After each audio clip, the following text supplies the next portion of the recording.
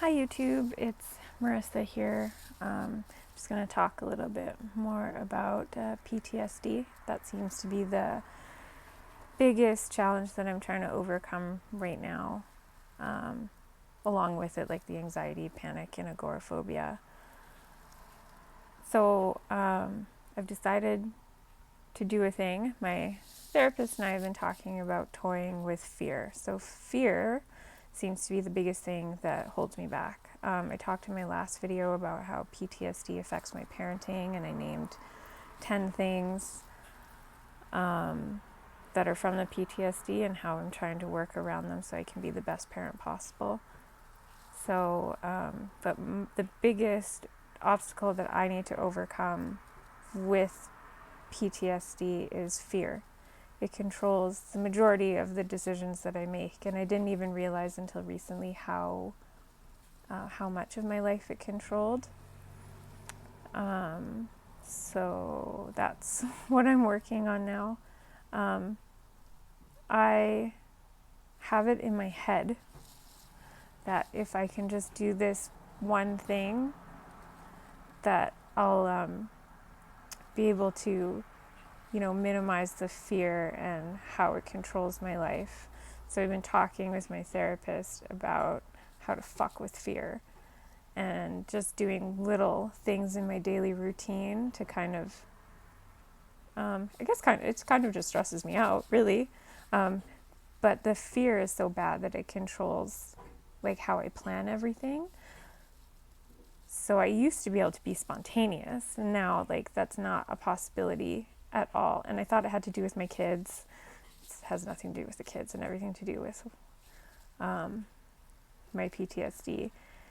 So I started just like fucking around with fear, telling it to go fuck itself.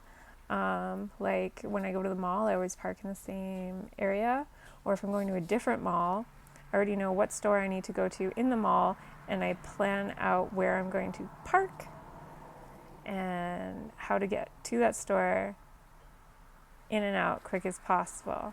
Now, some people might think that this is just practical, but like when you have to plan all of your trips this way, it's no longer a practicality. This is, a problem that I'm changing the way I live my life in order to avoid panic attacks or meltdowns and anxiety.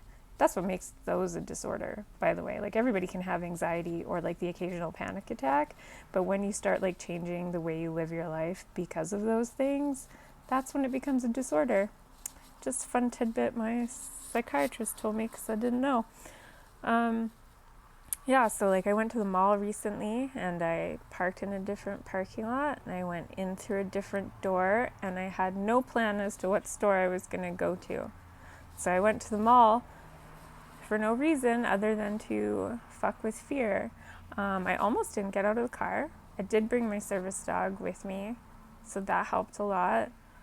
And we walked around the mall in a direction that I don't normally go in. So that was hard. It only lasted like 30 minutes and I didn't die.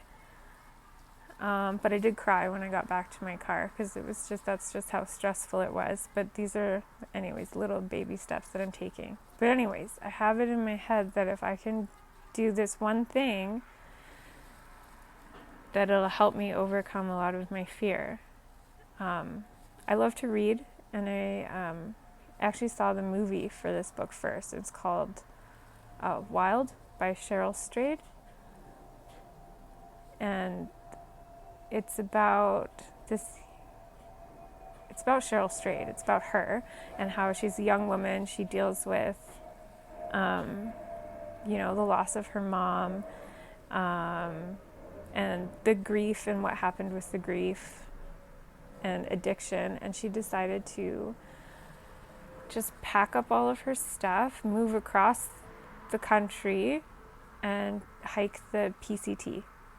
If you don't know what the PCT is, that's the Pacific Crest Trail. It is a trail that runs from like the Mexican border on the west coast of the US all the way up to the Canadian border. So she went and did it. And, I've heard, before that, you can find a lot of healing on the trail. And when you're out in nature. I've always wanted to do like an overnight backpacking trip and through hiking, but like my fear of being alone like completely cripples me. So, I've been camping since I was a little kid. My dad taught me how to start fires. I know how to use a camping stove. I know how to set up a tent. I actually get really annoyed if anybody tries to help me set up the tent because it's just easier if I just do it myself. I will get my kids their own tent so they can practice on it. But, I set up the tent because I do it more efficiently. It's my thing. Anyway, so I have a lot of camping skills, been camping a lot. And I just have it in my head that if I could just spend one night out in the woods by myself, that maybe I can prove to myself that I don't need to be scared. I don't know. I don't know if it'll work. I mean, there's a good chance that I just won't get in the car and drive. So I'm kind of putting things in place to make me go out there because I've decided I need to do it and I need to do it now. So I booked a spot at a campground.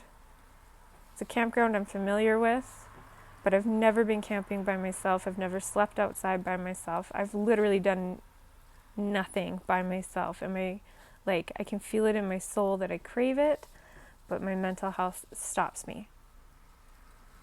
And I feel like it's killing me spiritually, if that makes sense. So I've decided that I'm going to go camping on Thursday night. It's just going to be me and my service dog Pineapple. And I picked a spot, I already reserved it, so I can't even back out now because I don't want to be a no-show and have a black mark on my Alberta Parks account. I'm familiar with the campground, so that's, a little bit staying a little bit inside my comfort zone. I picked a walk-in campsite because I have a big pack and I want to be able to do a long through hike. Hiking the PCT would be amazing to do, but I'm not going to be able to do it if I get out there and I'm completely crippled by fear and I just sit in my tent for days on end and then walk back and get on a bus and leave. So this is my start of fucking around with the fear and telling it to fuck off. Sorry for all the swears, but fuck is pretty powerful. It makes me feel a little bit stronger when I say it. So this is more like a journal entry so that I can look back on it and see if I've actually accomplished the things that I've wanted to accomplish and see if my mental health does get better as a result. So anyways, so Thursday night I'm gonna go camp for one night in the woods. I'm gonna sleep holding my bear spray because there's a lot of bears everywhere. I saw one on the trail the other day. Luckily I was in my car and he was right at the trailhead. I'm going to sleep with my bear spray. I'm going to walk in with my pack. Everything that I have is just going to be what's on my back. My car will be hopefully almost visible. It'll be pretty close. So, wish me luck. And, I hear that you can find healing on the trail and healing out in nature. So, if it's just me, the dog, and the trees, I'm hoping that'll help. Anyways, good luck, all of you people struggling with your mental health and doing little things every day to help you get through.